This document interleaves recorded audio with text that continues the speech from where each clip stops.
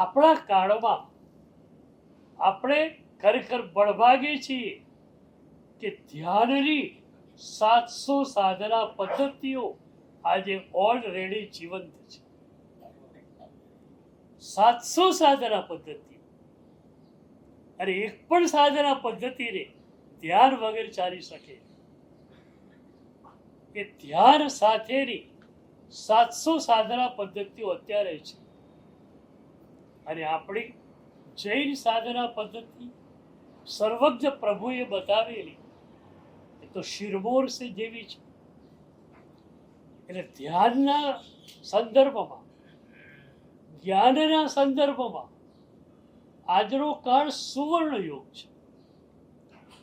હું જ્યારે અભ્યાસ કરતો 50 વર્ષ પહેલા, ત્યારે ભણવાના ગ્રંથો જે મળતા અશુદ્ધ પ્રિન્ટ થયેલા, કોઈ એડિટિંગનું ઠેકાણું નહીં, શુદ્ધ કરવા માટેનું કોઈ સ્થાન નહીં.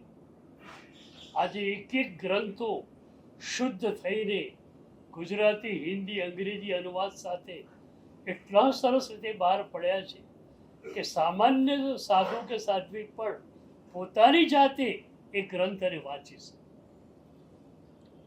એટલે ધ્યાન અને જ્ઞાન બેઉના ક્ષેત્રે સુવર્ણ યુગ છે.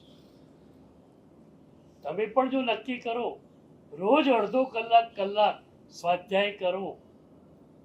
પહેલા તમે આવશ્યક સૂત્રો કરી લો, 2 પ્રતિક્રમણ, 5 પ્રતિક્રમણ, એના અર્થ કરી લો. એ પછી જીવ વિચાર, નવ તત્વ, ભાષ્ય, આ બધું કરી લો. અને એ પછી પણ વાંચવાનું ચાલુ જ રાખો.